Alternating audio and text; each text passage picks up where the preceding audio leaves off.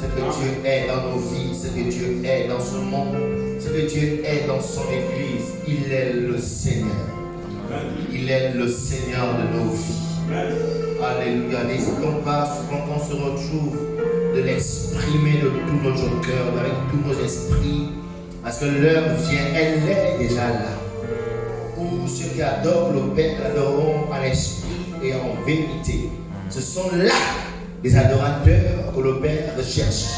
Alléluia. Dieu recherche une catégorie de personnes qui savent lui exprimer, qui savent dire ce qu'il est. Alléluia. Il est le maître de l'univers. Amen. Est-ce que tu peux juste dire bonsoir à ton voisin? Bonsoir. Tu dis bonsoir. Depuis dimanche, on ne s'est pas revu. Alléluia. Dimanche, depuis dimanche, on ne s'est pas revu. Bonsoir, mon frère. Alléluia. Donc, nous voulons ce soir être enrichis, bénis. Et nous allons être enrichis par une sœur merveilleuse, en la sœur Grâce. Est-ce qu'on va acclamer le Seigneur? On va faire un Jésus. Alléluia. Pour ceux qui ne la connaissent pas, elle n'est pas une nouvelle, d'accord? Elle n'est pas nouvelle à Prosper, elle n'est pas nouvelle à Christ. Et elle a été recommandée directement de la maison mère d'où je viens, du Sénégal. Donc, dans l'église, lorsque on recommande un membre, d'accord, il n'y a plus le protocole pour l'établir dans l'église. C'est strict, la personne directement acceptée selon la dimension qu'elle avait déjà où elle vient. Il n'y a plus de protocole d'observer, c'est une recommandation claire. La personne qui recommande, c'est aussi notre Père. Alléluia. Donc, c'est une sœur avec qui on était au Sénégal. Vraiment, ce soir, nous allons l'écouter. Donc, c'est une sœur merveilleuse et elle aime le Seigneur. Je crois qu'elle va nous bénir ce soir. Alléluia. Est-ce que, comme ça, on va acclamer le Seigneur, recevoir la sœur Grâce et ce qu'il y a à cœur sur le cœur pour nous.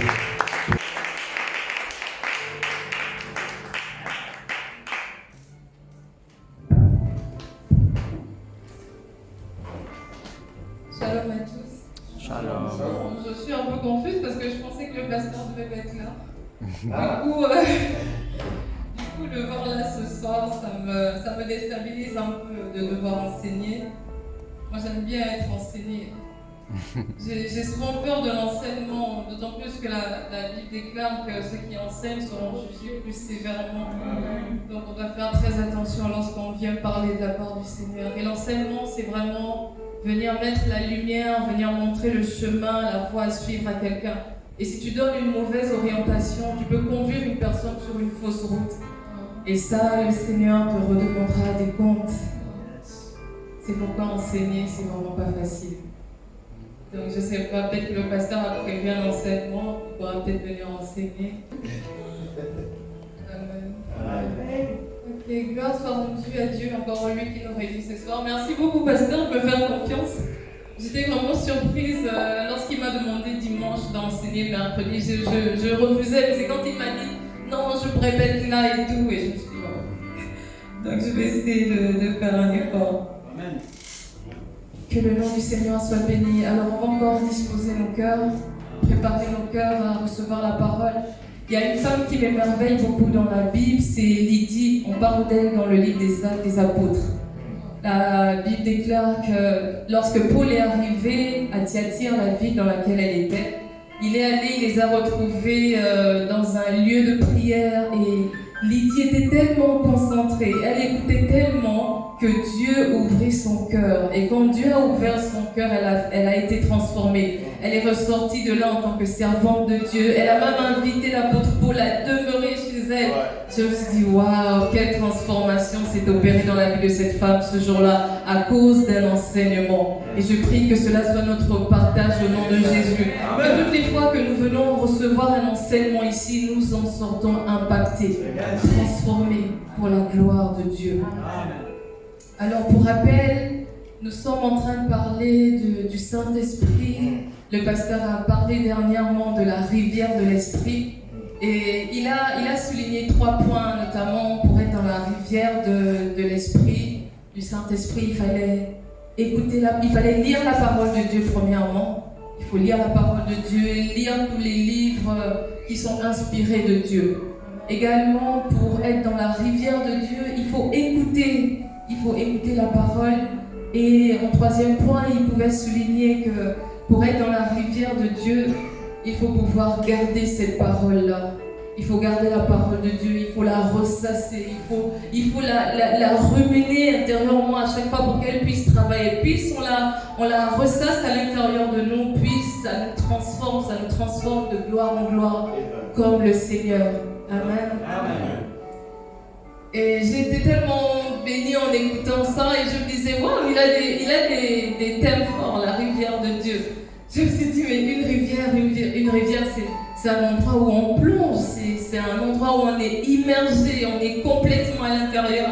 Et je vous assure que jusqu'à hier soir, je ne savais pas quoi partager. Je me disais, mais Seigneur, je vais parler de quoi? Ce thème-là, il le comprend mieux que moi. Comment je vais venir parler d'un thème aussi profond? Mais le Seigneur a fait grâce, il y a une pensée qui est montée dans mon esprit. Et c'est ce qu'on va partager ce soir, pour rester dans la même optique, rester dans cette même atmosphère, cette même dimension de la rivière de Dieu. Ce soir, je voudrais partager la transformation par l'Esprit. Amen. Je sais que très souvent, on parle d'être conduit par le Saint-Esprit.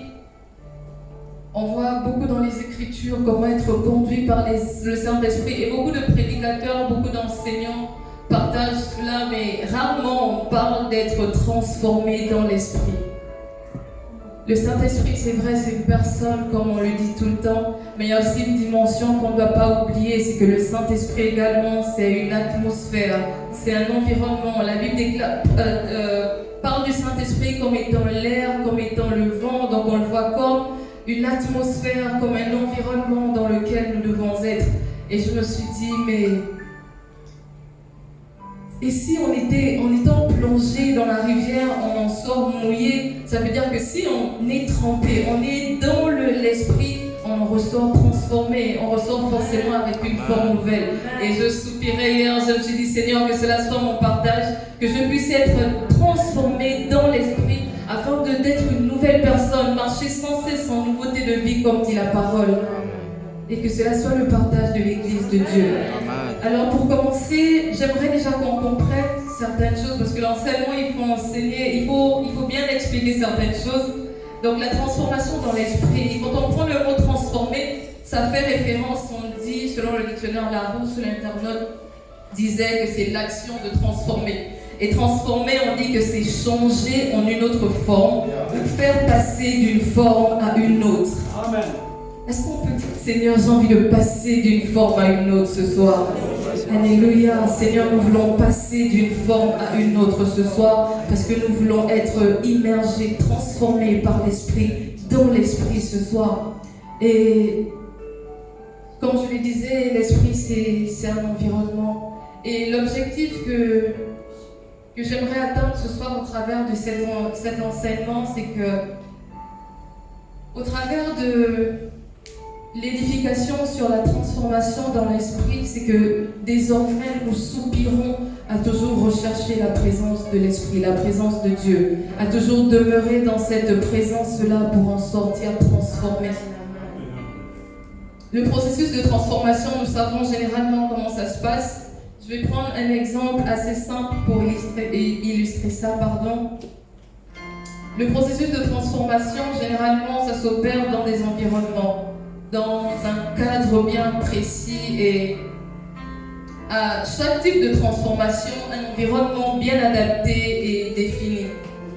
Lorsque un embryon est dans le ventre, par exemple, d'une femme, pour pouvoir être transformé en un être humain, il a besoin de cet environnement-là. L'embryon a besoin d'être dans le ventre d'une femme, dans cet environnement, dans cette atmosphère. Pour ceux qui ont fait, je sais pas, chimie, vous devez savoir que lorsqu'on veut transformer certaines choses, il faut un environnement bien précis pour transformer certains aliments, pour transformer certaines choses. Et nous, enfants, en tant qu'enfants de Dieu, si on veut être transformés, nous devons être dans l'environnement de l'esprit. C'est cet environnement-là que nous devons rechercher pour être transformés, pour ressembler de plus en plus à Christ, pour être à la gloire de Dieu, pour avoir l'image que le Seigneur veut que nous ayons.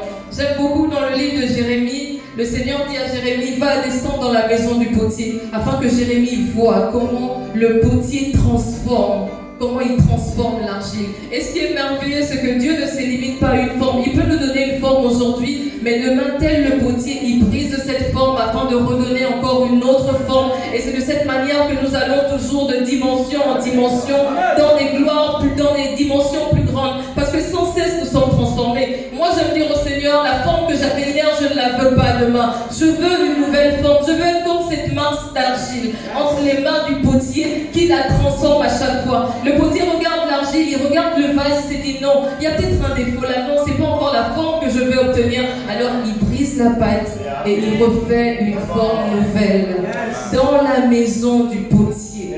Et c'est ce qui est notre partage en tant qu'enfant de Dieu. Dans la présence de Dieu, on doit être transformé, on doit avoir une forme nouvelle. Et on va partager cela en 2 points rapidement. C'est vraiment, je vais faire une exhortation simplement. On va partager ça en 2 points. Le premier point, c'est la transformation dans l'esprit à travers la prière. Amen. Il y a des gens qui aiment prier ici, nous aimons prier. Et l'un des endroits, si on prend vraiment l'esprit comme une atmosphère, l'un des endroits pour être transformé, c'est à travers la prière.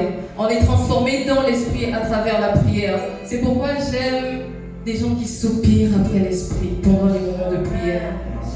Lorsqu'on soupire, on soupire, on soupire dans un temps de prière, on cherche à entrer dans cette atmosphère. La Bible déclare que le royaume des cieux est forcé, c'est pour les violents. Ce sont eux qui s'en emparent. Et souvent, on aime venir prier, on fait 5 minutes, on fait 2 minutes, après on ressort. Mais non, il faut rester dans cette dimension de prière. Il faut rester dans cette présence, chercher, creuser, aller encore plus loin afin d'entrer totalement dans la dimension de l'esprit et ressortir de là véritablement transformé. Moi, je suis de ceux qui croient que pendant un temps de prière, le Saint-Esprit transforme.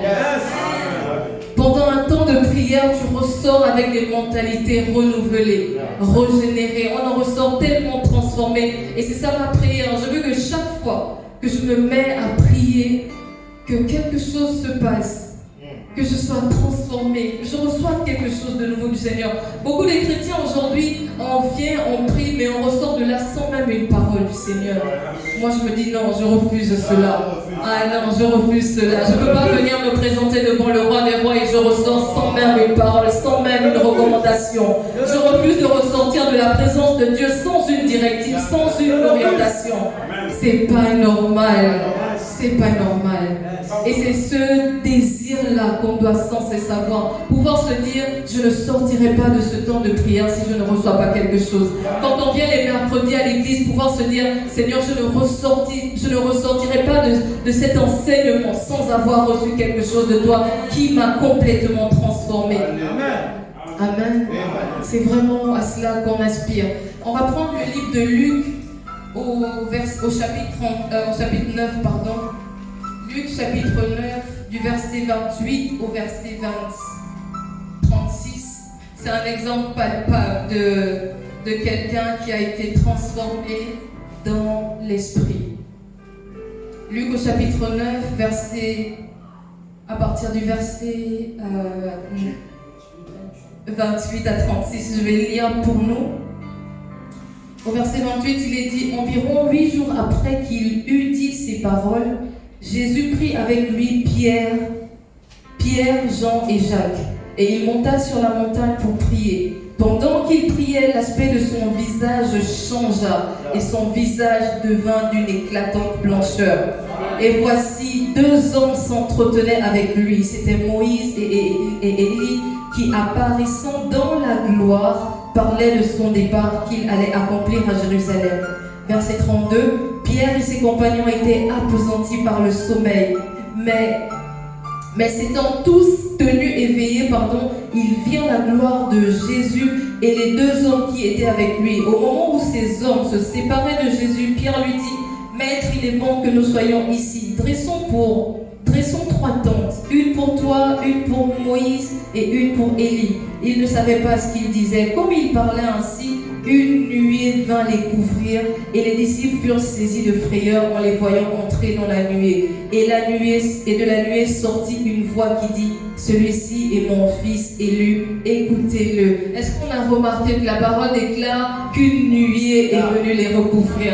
Jésus a été immergé, trempé dans une atmosphère spirituelle, et ça a complètement changé. On connaît tous l'histoire de la transfiguration. Pendant qu'il était dans la présence de l'Esprit, dans l'environnement de l'Esprit, recouvert par un nuage, le nuage aussi qui représente le Saint-Esprit, Jésus a été transfiguré, il a été transformé, et une parole est sortie de là: celui-ci est mon fils bien-aimé. C'est pourquoi je disais, on ne peut pas être dans la présence de l'Esprit et qu'il n'y ait pas une parole du Seigneur. Lorsque nous sommes dans l'environnement de l'Esprit, il y a une parole. Dieu parle, il dit quelque chose qui nous donne d'aller en avant. Cette parole a réconforté les apôtres. Ils ont été convaincus que celui-là est l'élu de Dieu, celui-là est le Fils unique de Dieu, celui qui a été envoyé par le Père. Alléluia. Et ça, c'est quelque chose qui me révolutionne. S'il l'a fait avec Jésus, nous pouvons aussi être dans cet environnement de l'Esprit, être plongé dans la rivière de l'Esprit, et on en ressort transformé. C'est ça qu'on doit rechercher. Sortir de la transformée. Et on nous le montre également dans le livre d'Exode, Exode 34. On connaît aussi cette histoire. Dans le livre d'Exode 34, du verset 1 à 2, ensuite 29 à 34.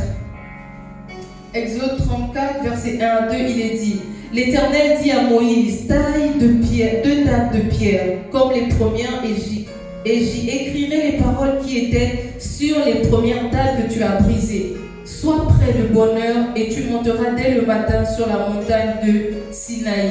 Au verset 29, on va aller au 29, il est dit: Moïse descendit de la montagne de Sinaï, ayant les deux tables de témoignage dans sa main, en descendant de la montagne, et il ne savait pas que la peau de son visage rayonnait parce qu'il avait parlé avec l'Éternel. Wow. Alléluia.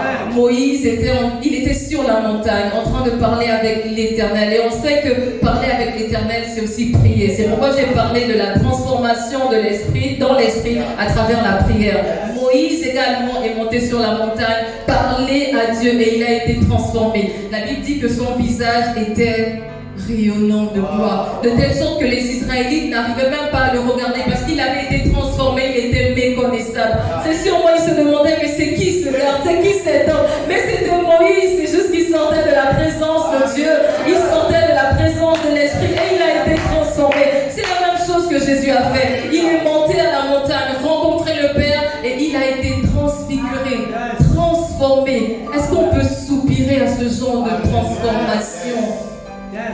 Être plongé dans la rivière de l'Esprit, être plongé dans la présence de Dieu. Qu'on ne se contente pas seulement d'être conduit par l'Esprit, mais qu'on cherche aussi à être trempé dans l'Esprit, à être dans l'Esprit, l'atmosphère spirituelle. Pour ceux qui suivent les prophètes, ils aiment se créer une atmosphère souvent avant de prophétiser. Il y en a qui aiment demander à des pianistes: joue-moi telle mélodie, parce qu'ils savent qu'en jouant cela, une atmosphère céleste sera manifestée, et elle est tellement propice à manifester les œuvres de Dieu. Alors c'est ça qu'on doit rechercher. Ne nous levons plus le matin simplement: Seigneur merci, je te rends grâce, je te bénis, oui c'est bon. Mais levons-nous le matin en allant à la rencontre de Dieu, en cherchant l'atmosphère. Moi je suis de ceux qui croient. On peut créer une atmosphère spirituelle seul dans sa chambre, seul dans sa salle de bain, seul dans son salon. Tu te tiens à genoux, les deux pieds à terre, et tu cries à Dieu. Tu pries de tout ton cœur jusqu'à ce que tu sentes que la présence de l'Esprit est là. La salle est pleine de la gloire du Seigneur. On doit venir au culte en soupirant à ce que la présence de l'Esprit soit manifeste. Lorsqu'on est dans la présence, on est trempé dans l'Esprit, on est dans la rivière de Dieu, la rivière de l'Esprit, on en ressort transformé. Moi, c'est cette transformation que je veux. Je veux qu'à chaque fois qu'on me voit, on me dit: mais grâce, tu as l'air différente, il y a quelque chose de différent. Et moi, je répondrai justement: c'est la présence de Dieu qui fait ça. C'est la présence de Dieu qui transforme. C'est sa présence. Et c'est à ça que l'église Foursquare va soupirer. Une église transformée dans la présence de l'Esprit. Transformée dans l'Esprit. Et il y a plusieurs manières de le faire. Comme on vient de le voir, ça peut être dans la prière. Moïse est allé à la montagne prier, il a été transfiguré. Jésus est allé à la montagne, il a été transfiguré parce qu'ils ont été dans l'atmosphère spirituelle, l'atmosphère de Dieu, l'atmosphère de l'Esprit. C'est une dimension tellement belle. Aujourd'hui, souvent, j'ai mal parce que je me dis, Seigneur, on ne recherche pas assez, on se contente trop, pasteur. On reste en fait en superficie, mais il faut aller dans les profondeurs. La Bible dit la profondeur appelle la profondeur. Il a dit à Pierre, allez, jette, va dans les eaux profondes. Il faut aller dans la profondeur pour ressortir avec quelque chose. Si on s'arrête à la surface, on ne trouve rien. C'est pourquoi les pêcheurs, ils vont en pleine mer.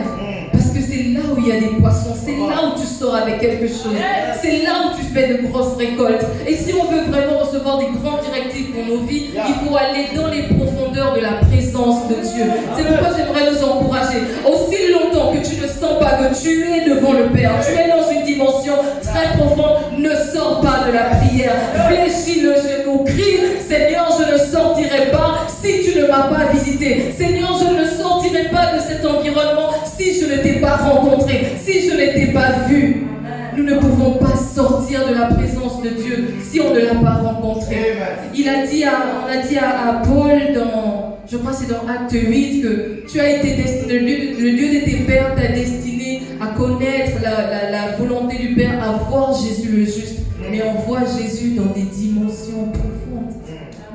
Ce n'est pas en superficie qu'on peut voir Jésus.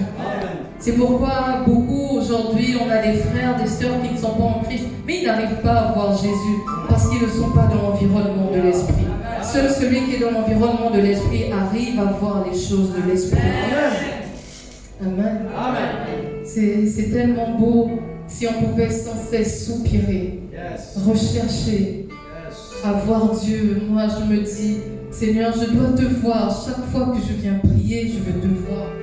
Chaque fois que je viens prier, je viens te rencontrer. Chaque fois que je viens au temple, il faut que je te voie. Il faut que je sois dans ta présence, dans cet environnement de l'Esprit qui transforme. Alléluia. Est-ce que désormais on pourra soupirer après la présence de Dieu? L'Église doit soupirer après la présence de Dieu. Regardez ce qui s'est passé avec Jésus lorsque les disciples sont venus dire, Jésus les avait envoyés en leur donnant le pouvoir de chasser les démons, etc. Ils sont revenus, ils ont dit, Seigneur, on a fait cela. Et ils sont réjouis. Jésus a dit, non, ne vous réjouissez pas de cela, mais réjouissez-vous plutôt que de ce que vos noms soient inscrits dans le livre de vie.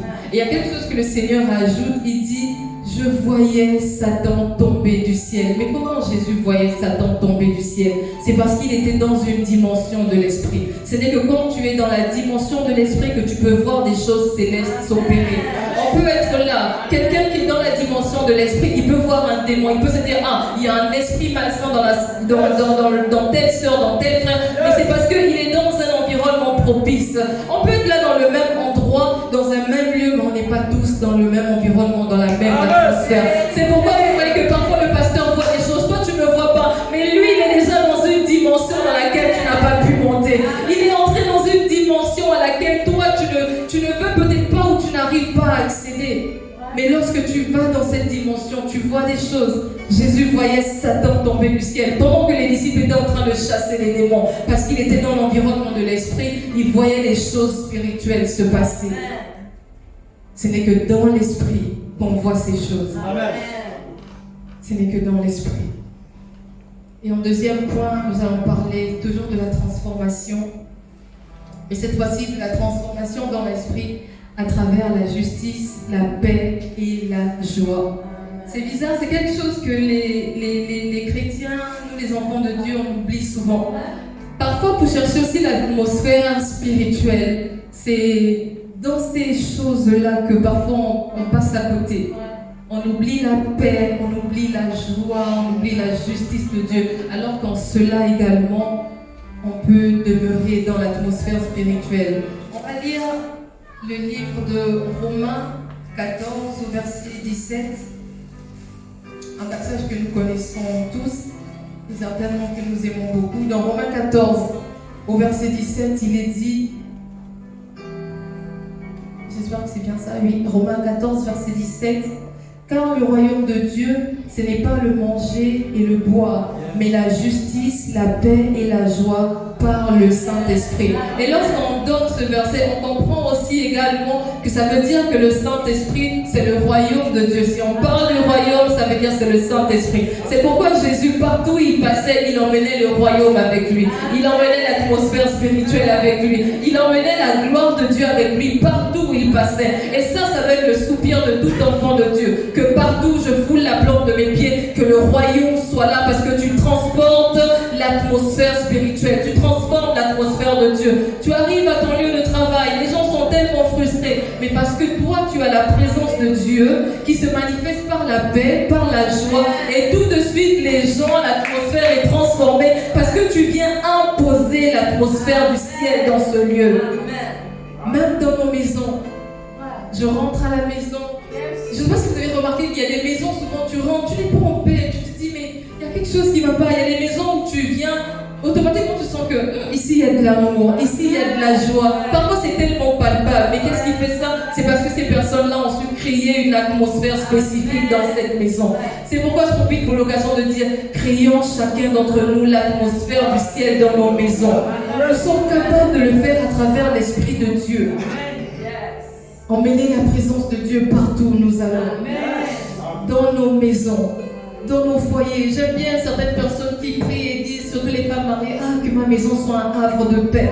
Mais elle est en train simplement de demander à l'atmosphère spirituelle, emmenée par le Saint-Esprit qui se trouve dans l'esprit, d'envahir sa maison, de remplir son foyer. Et cela doit être notre partage.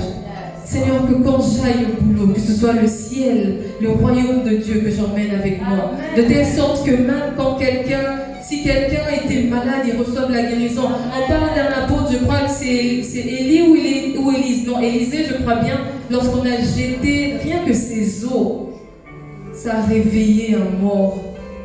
C'est Élisée, pasteur? Rien que la présence des eaux. Pourquoi? Parce que c'était un homme qui avait tellement... Qui marchait avec l'atmosphère spirituelle, qui marchait avec le royaume.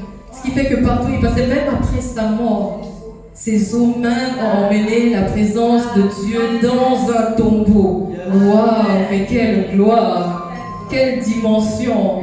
C'est quelqu'un qui a marché. Et quand on voit justement les œuvres d'Élisée, il a tellement marché avec la puissance de Dieu, avec l'Esprit de Dieu. Je prie que cela soit notre partage. Que partout où nous passons, nous communiquons la vie. Quelqu'un disait, mais mon business ne réussit pas. Mais parce que le Seigneur te connecte à cette personne, tu impactes. Tu emmènes le royaume, tu emmènes la présence de l'Esprit dans les affaires de cette personne avec qui tu communiques, avec qui tu es. Et tout prospère dans sa vie. Amen. Le royaume de Dieu, c'est la fécondité, c'est la fertilité. Il n'y a rien de stérile dans le royaume. Il n'y a rien de stérile. C'est pourquoi je me dis, un enfant de Dieu ne peut pas dire non, je galère, non, je chôme. Non, ta vie prospère. Tu es comme une vigne féconde. Il y a de l'abondance parce que tu as avec toi celui qui est l'esprit, l'atmosphère spirituelle. Alors tu es une terre propice. Amen. Afin que ta vie porte du fruit. Lorsqu'il n'y a pas de productivité, il y a de la sécheresse, c'est un manque de l'esprit. Parce que tout ce qui est dans le royaume de Dieu, tout s'écrit gloire, tout prospère, tout porte du fruit. Alors lorsqu'il y a un manque de fruit, alors on doit pouvoir se dire non, le royaume de Dieu n'est pas encore arrivé jusque-là. Ils ont dit à Jésus, mais toi tu chasses les démons par Belzébul parce que les démons fouillaient, etc. Il dit, mais si c'est pas... Il dit, si c'était pas... Le royaume des ténèbres ne peut pas être combattu. Il ne peut pas se combattre. Un même royaume ne peut pas se combattre entre lui. C'est deux royaumes qui se combattent. Et il dit, mais si vous dites que je chasse les démons par Belzébul, mais vos fils, par qui les chassent-ils? Après, il leur dit, mais si c'est par le doigt de Dieu, si c'est par l'Esprit de Dieu, alors le royaume des cieux est venu vers vous. Amen. Le royaume des cieux s'est approché de vous. Il a emmené le royaume des cieux là où il était. Amen. Ce qui fait que partout où il passait, des morts ressuscitaient, des malades guérissaient, des paralytiques se relevaient, ils pouvaient même courir. Alléluia. Parce que la présence, le royaume est descendu vers vous. Le royaume est descendu vers nous. Est-ce qu'on peut dire le royaume est descendu vers moi? Ah, j'aime bien. Le Seigneur dit, si vous demeurez en moi, je demeurerai en vous. Alors si je demeure dans le royaume, alors le royaume aussi demeure en moi. Mais quelle communion! Quelle communion! Ah, moi c'est ce que je veux. C'est ce que je veux. Toujours être dans le royaume, être dans cette dimension-là où Jésus est en moi et moi je suis en lui. Je suis immergée, transformée, je dors, je marche, je parle. Tout ce que je fais, c'est dans la rivière de Dieu, c'est dans la dimension de l'esprit, toujours dans le royaume. Et quand on parle de justice, si j'ai envie d'emmener, d'être transformé par l'esprit ou dans l'esprit à travers la justice, c'est simplement se dire: j'ai été justifié par Christ. Il est le seul juste et c'est en lui que nous sommes justes également. C'est en lui que nous sommes justifiés. Alors lorsque je vais emmener le royaume je vais être transformé dans l'esprit à travers la justice de Dieu, je dois simplement apprendre à me dire: Jésus a payé le prix pour moi. Je suis juste au nom de Jésus. Je suis juste par Jésus-Christ. Il a porté mes péchés, il a pris mes fardeaux. Et lorsque tu commences à voir Jésus le juste, tu es déjà dans une dimension spirituelle, parce que c'est pas tout le monde qui a reconnu Jésus comme étant le juste, mais parce que toi tu le reconnais comme juste, alors le Seigneur t'a emmené, Dieu t'a emmené dans une autre dimension, celle qui n'est pas celle du monde. Ce sont des choses que le monde ne voit pas, que le monde ne comprend pas. Mais quand tu es dans une dimension spirituelle, la dimension de l'esprit, toi tu vois ces choses.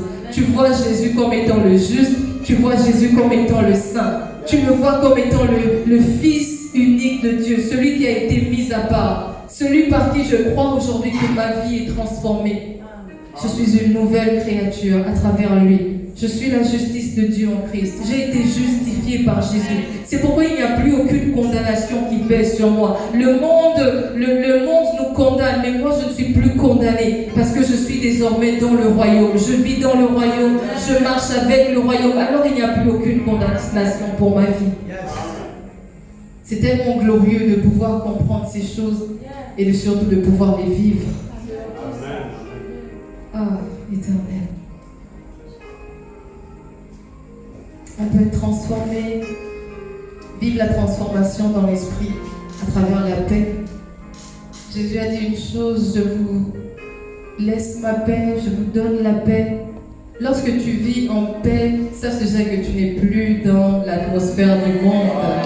Quand tu es en paix, tu es dans une atmosphère spirituelle. Pourquoi les gens du monde ont des angoisses? Pourquoi ils ont des stress? Pourquoi ils ont des oppressions? Mais parce qu'ils sont dans le monde. Mais toi qui es dans la dimension de l'esprit, tu vis en paix. Quel que soit ce que le monde te présente, je suis en paix, je suis en paix, je suis en paix. Parce que je vis dans la dimension de l'esprit. Je vis dans la dimension du royaume de Dieu. Je vis dans une dimension spirituelle. Alors je ne connais pas l'inquiétude. Soyez en paix. Soyons en paix. Quelqu'un qui vit dans la dimension de l'esprit, qui est transformé par l'esprit, il vit en paix. C'est fini les inquiétudes du monde. C'est fini le stress du monde. C'est fini les angoisses du monde. Désormais, c'est le royaume qui règne. Là où je suis, c'est le royaume. J'arrive dans un service, on me dit: ah, ce service, il y a trop de problèmes. Non, les problèmes ne sont pas mon partage. Je ne suis pas de cette dimension. Nous sommes dans le même endroit, mais nous ne sommes pas dans la même dimension. Nous ne sommes pas dans la même atmosphère. Moi, je suis dans l'atmosphère de l'esprit. Je ne sais pas dans quelle atmosphère tu es, mais moi, je suis dans l'atmosphère de l'esprit. C'est pourquoi peut-être je peux dire à quelqu'un du monde: je ne vois pas les choses comme toi. J'entends souvent les gens me dire: mais grâce, toi tu prends tout à la légère, mais toi tu ne considères rien, mais peut-être tu vois toujours qu'il n'y a pas de problème. Mais il n'y a pas de problème, parce que dans le royaume des cieux, il n'y a pas de problème. Alors ce n'est pas de problème. De quoi je vais m'inquiéter? Ma mère est souvent étonnée, elle vient, elle me présente une situation, je souris, je dis: mais ça va aller. Oh non, grâce, toi tu prends tout à la légère, pour toi c'est jamais grave. Je dis: mais je ris, je dis: mais on n'est pas dans la même dimension, c'est sûrement ça. On ne voit pas les choses de la même manière. Là où je vois la solution, le monde en train de présenter aux autres des problèmes. Le monde te présente de l'angoisse. Moi, je vois solution. Moi, je vois que Jésus a déjà payé le prix. Moi, je vois que Jésus a la réponse à tout. Moi, je vois fois que lorsque je vais aller fléchir mes genoux dans la présence du Père, je sortirai de là avec une solution. Je sortirai de là avec la solution à un problème. Alors de quoi je vais m'inquiéter? Ah, dimanche on a dit il est ressuscité. Pourquoi je veux m'inquiéter alors que Jésus est ressuscité et il vit? Il est à côté de moi, il est près de moi, je suis en lui et il est en moi. Je suis dans l'atmosphère de l'esprit. De quoi m'inquiéterais-je? Ah. Reste pas Ormélia va se marier pendant qu'on sait comment ça se passe. On va venir présenter toutes sortes de problèmes. Mais elle va rire parce qu'elle va dire mais je ne vois pas les choses comme vous. Je suis comme Jésus qui voyait Satan tomber du ciel. De quoi je vais m'inquiéter? De quoi je vais m'inquiéter? C'est pourquoi nous devons rechercher à être transformés dans l'esprit. Ce n'est qu'en marchant dans l'esprit. Non pas seulement par l'esprit, on marche par l'esprit, mais on marche aussi dans l'esprit. La transformation s'opère dans l'esprit. Beaucoup de chrétiens sont conduits par l'esprit, c'est vrai, marchent par l'esprit, mais ne sont pas transformés par l'esprit. C'est vrai. On n'est pas transformés. Pourquoi on voit encore des chrétiens colériques aujourd'hui? Le royaume de Dieu, c'est la justice, c'est la paix, c'est la joie. Pourquoi on voit des chrétiens angoissés, anxieux aujourd'hui? Ils sont peut-être conduits par l'esprit, mais ils ne sont pas transformés. Amen. My God. Ne cherchons pas seulement à être conduits par l'esprit, mais cherchons aussi à être transformés par la même occasion de l'esprit. Beaucoup d'enfants de Dieu sont conduits par l'esprit. Mais quand on regarde la vie de chacun, on regarde les comportements même dans l'église. Ah, sœur, frère, tu n'es pas encore transformé. Tu ne vis pas encore dans la dimension de l'esprit. Change de dimension, shift, monte, sors de là, sors de ces bassins, sors des choses de ce monde. Monte, va dans les hauteurs. Ah. Je vous assure que si tout le monde marchait dans la dimension de l'esprit, dans l'environnement de l'esprit, on ne verrait pas des frères et des sœurs se quereller dans les églises. On ne verrait pas des bagarres dans l'église. On ne verrait même pas des insultes. Parce que le royaume de Dieu, le royaume de l'esprit, c'est la paix, c'est la joie. La Bible déclare que nous sommes sur terre et nous vivons les prémices du royaume. Dans le royaume, il n'y a pas de dispute, il n'y a pas de discorde. Alors pourquoi vivons-nous ces choses dans l'église? Pourquoi vivons-nous cela en tant qu'enfants de Dieu? Parce que nous ne sommes pas tous dans la dimension, dans l'environnement de l'esprit. Marchons dans l'esprit. Ne marchons pas seulement avec ou par l'esprit, mais marchons aussi dans l'esprit, dans le royaume. La Bible déclare que le royaume des cieux, c'est l'esprit. Si le royaume de Dieu, si c'est par le Saint-Esprit, l'Esprit de Dieu, le doigt de Dieu que je fais ces choses, c'est que le royaume des cieux est venu vers vous. Il y a des choses, je vous assure, qu'on ne devait même plus nommer au milieu de nous. Il y a des choses dont on ne parlerait même pas au milieu de nous. C'est que chaque fois que nous nous retrouvons, ce n'est que réjouissance. Ce n'est que célébration à Dieu, parce qu'il n'y a que lui seul qui compte. Dans le royaume, tous les regards sont tournés vers le roi. Tous les regards sont tournés vers le roi. Tout est pour le roi, tout est pour sa gloire. Nos conversations sont pour sa gloire. C'est pourquoi même l'apôtre Paul recommande, lorsque vous vous réunissez, exhortez-vous par des hymnes, par des psaumes, par des cantiques spirituels. Parlez de Dieu, partagez de la parole de Dieu. C'est vrai, aujourd'hui on parle des problèmes du monde, on parle des choses du monde, même dans l'atmosphère spirituelle. Non, est-ce qu'on est dans l'atmosphère spirituelle? Lorsqu'on se met à parler des choses de ce monde, nous sommes sortis de l'atmosphère. Et vous voyez comment c'est tellement subtil, on ne s'en rend même pas compte. Lorsque nous sommes dans l'atmosphère de Dieu, dans l'atmosphère de l'esprit, mais tout n'est que gloire. On parle de la rivière de Dieu. Si je suis trempé dans la rivière, ce n'est que de l'eau, ce n'est que des poissons. Le reste, ce qui est hors de l'eau n'existe pas. Ce qui est hors de la rivière n'a pas d'importance. Je ne pense même pas ça, je ne considère pas ça parce que je ne suis pas dans cette atmosphère-là. Moi, je suis dans la rivière, je suis dans l'atmosphère de l'esprit, je ne vois que les choses de l'esprit.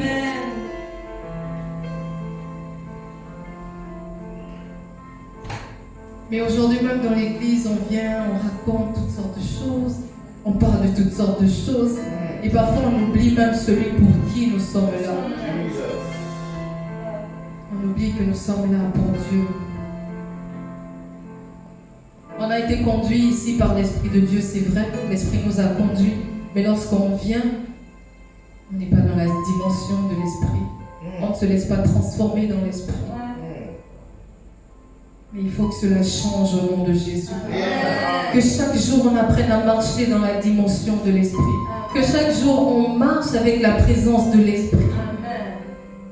Et le dernier aspect de la transformation dans l'Esprit, à travers la justice, la paix et la joie, c'est bien évidemment la joie.